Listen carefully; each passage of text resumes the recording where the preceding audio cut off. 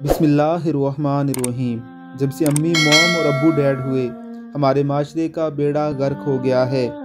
अब हाल ये है कि मॉम बच्चों को मीठी मीठी लोरियां नहीं सुनाती, बल्कि मोबाइल में जाहिलाना और मुतशद्दिदाना कार्टून लगा कर दे देती है।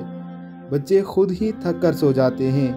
कुछ मजबी जहन की डिजिटल माएँ मोबाइल से हमदो नाद लगा कर सुलाने की कोशिश करती हैं, मगर खुद लोरी देना, असलाफ के किस्से सुनाना यकसर ख़त्म हो चुका है। हैरत बालाए हैरत तब होती है जब माँ घर आए मेहमान को या किसी के घर जाकर अपने बच्चे बच्ची की जहनियत और कमाल बड़े फ़ख्र से बयान करती हैं कि हमारा बच्चा मोबाइल से खुद गेम निकाल कर खेल लेता है। खुदा की बंदी, तुम्हारा बच्चा नमाज भी खुद पढ़ लेता है। जी, मेरे बच्चे को मोबाइल के सभी प्रोग्राम पता हैं। अल्लाह आप पर रहम करे, आपके बच्चे को नमाज और वज़ू के मसाइल मालूम हैं। हमारे बच्चे को कंप्यूटर के सारे प्रोग्राम्स का इल्म है। आपकी औलाद को इस्लाम का निज़ाम क्यों मालूम नहीं है? आपके बच्चे को ड्रामों के नाम मालूम हैं, मगर किताबों के नाम बिल्कुल नहीं मालूम।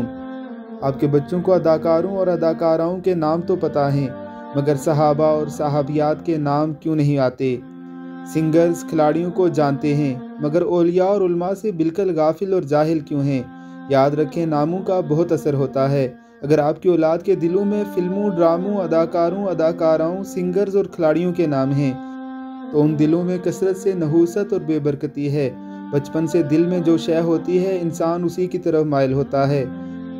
अपने बच्चों को सहाबा और सहाबियात, औलिया और उलमा के नाम याद करवाएं कि उनके दिलों में उन नामों की बरकत हो, तभी बेहतरीन माशरा वजूद में आएगा।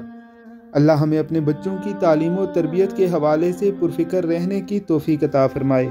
आमीन सुम आमीन।